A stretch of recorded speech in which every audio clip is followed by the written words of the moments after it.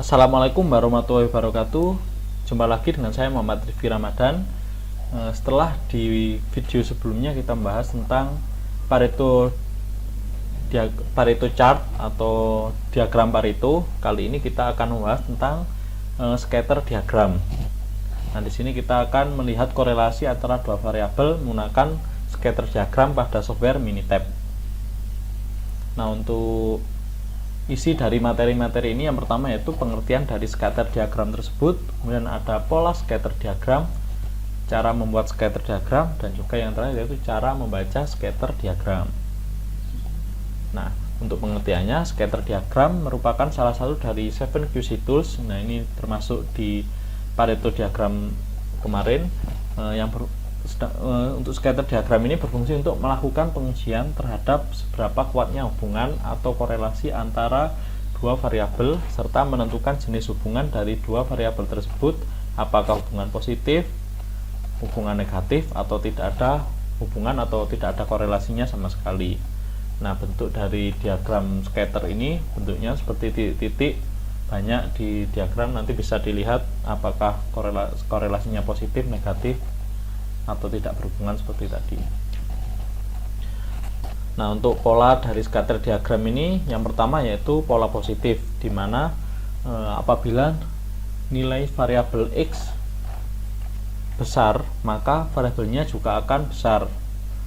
Nah, begitu juga bisa disimpulkan kalau di pola positif ini trennya itu akan naik gitu.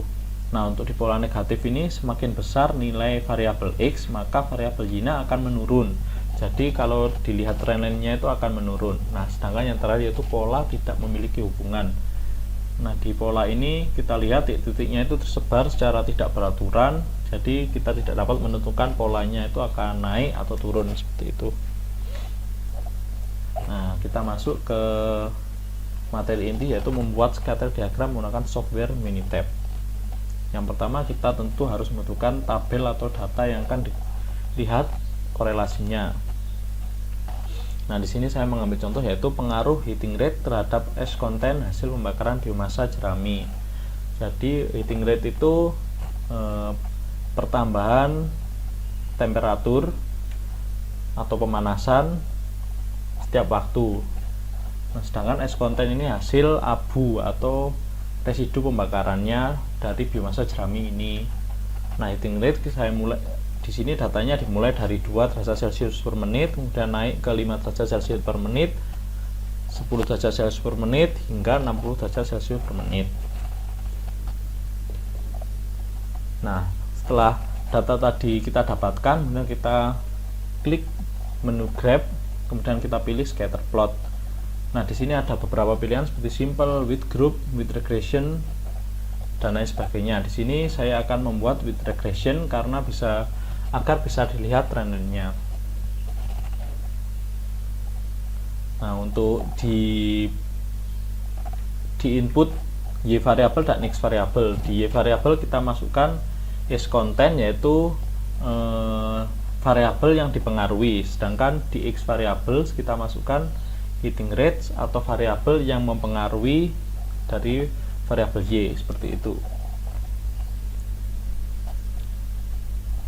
Nah, akhirnya kita dapatkan scatter diagram seperti ini. Dapat kita lihat ini polanya itu menurun atau trennya menurun, maka dapat kita simpulkan bahwa pola pada scatter diagram ini menurun karena pada heating rate yang semakin tinggi maka es konten yang dihasilkan atau residu pembakaran yang dihasilkan akan semakin rendah. Nah, kemudian kita sampai pada kesimpulan dari scatter diagram. Dapat disimpulkan bahwa scatter diagram merupakan salah satu dari 7QC tools. Nah, scatter diagram digunakan untuk menganalisis korelasi antar variabel. Terdapat 3 pola pada scatter diagram yaitu pola positif, pola negatif seperti yang kita coba barusan, kemudian ada juga yang tidak memiliki hubungan sama sekali. Demikian materi tentang scatter diagram yang dapat saya sampaikan. Saya menyadari banyak kurangnya pada materi saya. Sampai jumpa di lain kesempatan. Wassalamualaikum warahmatullahi wabarakatuh.